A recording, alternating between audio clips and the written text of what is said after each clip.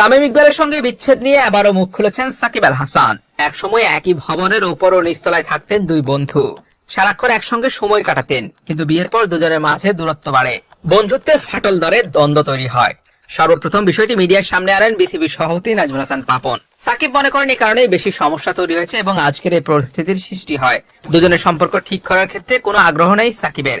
সরাসরি না বললেও পরোক্ষভাবে এটাই বুঝিয়েছেন তিনি। ওটিটি প্ল্যাটফর্ম বঙ্গবিডিতে সাকিবকে নিয়ে বানানো একটি প্রামাণ্যচিত্র সাকিব আল হাসান বিশ্বকাপ স্পেশালে এসব কথা বলেন তিনি। টি-20 বিশ্বকাপ শুরুর আগে এই ওটিটি প্ল্যাটফর্মের সঙ্গে কথা বলেছিলেন সাকিব।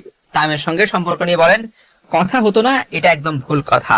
আমাদের একসময় যে সম্পর্কটা ছিল, সারাক্ষণ একসঙ্গে থাকতাম, ওই সম্পর্কটা অনেকদিন ধরেই ছিল না। একসময় একই ভবনের উপরতলা ও নিচতলায় থাকতেন সাকিব ও তামিম, কিন্তু সময় গড়ানোর সঙ্গে বিভিন্ন রকম ব্যস্ততা ও পারিবারিক দায়িত্ব বোধের কারণে বিচ্ছিন্ন হতে হয়। সাকিবের ভাষায়, আমি বিয়ে করলাম, তামিম বিয়ে করলো, দুজনের বাসা আলাদা আলাদা জায়গায় থাকা, এভাবে সময়টা অনেক কমে যায়।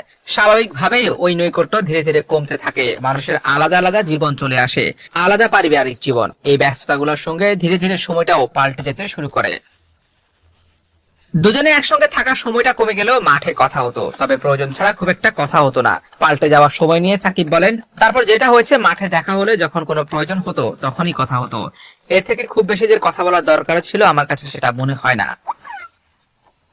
বিসিবি সভাপতি নাজমুল হাসান তামিম ও তার মধ্যে কথা না হওয়ার ব্যাপারটি সামনে টেনে আনার পর বিষয়টি নিয়ে বেশি আলোচনা হয়েছে।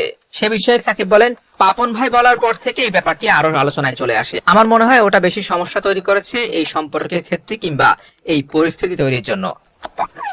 তামিমের সঙ্গে এমন শীতল সম্পর্কটা তিনি কখনো ঠিক করার কথা ভেবেছেন কিনা এমন প্রশ্নের জবাবে বলেন, এখানে ঠিক ভালোর কিছু নেই। আমরা যতদিন খেলেছি একসঙ্গে, ড্রেসিং রুমে যতদিন ভাগ করেছি, দলের ক্ষতি হোক কিংবা ক্ষতি হবে এমন কোনো ঘটনা ঘটেছে বলে আমার মনে হয় না। আমাদের যতটা অবদান রাখার প্রয়োজন ছিল সেটা কথা বলেই হোক না বলেই হোক, কোনো জায়গাতে এটা কখনো সমস্যা ছিল না। বাংলাদেশ দল বিশ্বকাপ জিততে এদেশের মানুষ যত খুশি হবে, সাকিব তামিম আগের সম্পর্কে ফিরলেও ঠিক ততটাই খুশি হবে। তবে সাকিবের কথা শুনে যতটুকু মনে হলো, বাংলাদেশ দল বিশ্বকাপ জেতার সম্ভাবনা যতটুকু, তার চেয়েও কম সম্ভাবনা দুই বন্ধু আবার এক হওয়া।